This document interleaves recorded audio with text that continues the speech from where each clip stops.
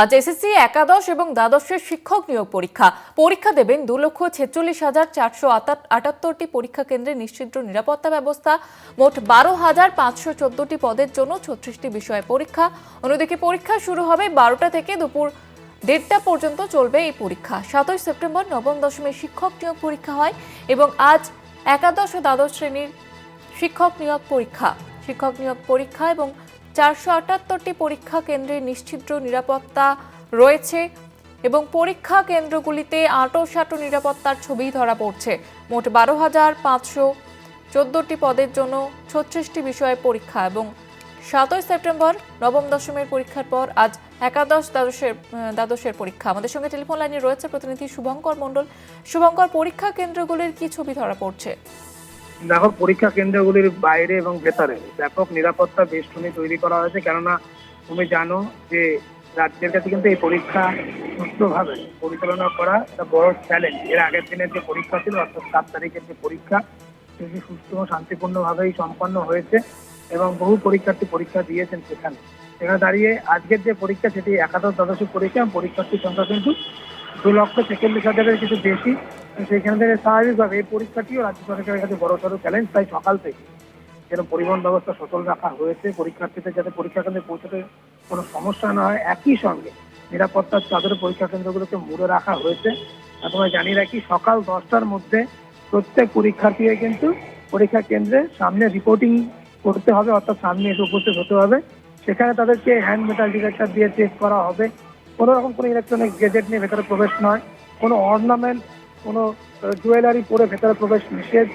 Transparent জলের বোতল, transparent pen, এইসবগুলো নিয়ে কিন্তু ভেতরে প্রবেশ করতে হবে পরীক্ষার্থীকে। কোনো পরীক্ষার্থী যদি পেন না নিয়ে আসে তাদেরকে পেন সরবরাহ করা হবে এসএসসির তরফ থেকে। এবং স্বাভাবিকভাবেই কিন্তু তোমায় জানিয়ে রাখি যে পরীক্ষা ব্যবস্থা নিয়ে ব্যাপকভাবে সতর্ক রাজ্য সরকার তথা শিক্ষা দপ্তর।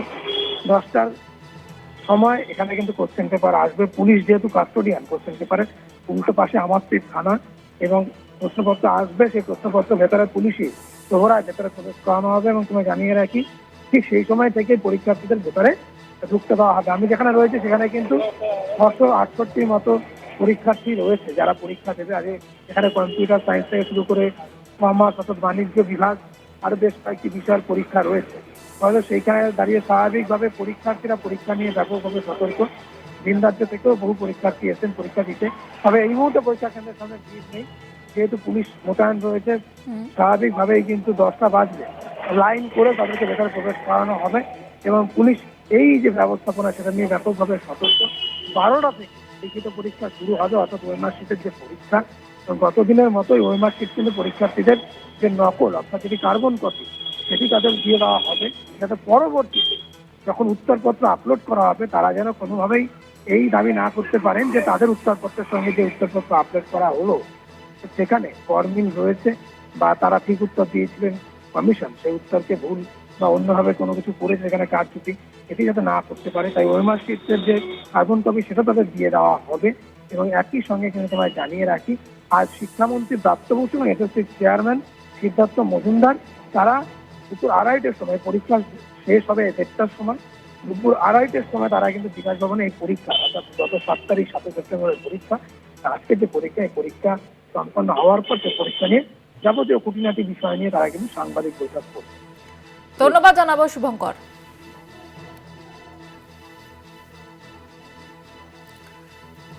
আজ এসএসসির একাদশ ও দ্বাদশের শিক্ষক নিয়োগ পরীক্ষা এবং আঁটো নিরাপত্তা ব্যবস্থা পরীক্ষা কেন্দ্রগুলিতে। পরীক্ষা দেবেন 2,46,000 পরীক্ষার্থী এবং 36টি বিষয়ে পরীক্ষা হবে। এর আগে 7 তারিখ নবম দশমের পরীক্ষার পর আজ একাদশ দ্বাদশের পরীক্ষা। শিক্ষক নিয়োগ পরীক্ষা ঘিরে একেবারে চূড়ান্ত প্রস্তুতি। মোট 12,514টি পদের জন্য 36টি বিষয়ে পরীক্ষা হবে এবং পরীক্ষা কেন্দ্র যেগুলি রয়েছে সেগুলিতে আঁটো নিরাপত্তার ছবি লক্ষ্য করা যাচ্ছে।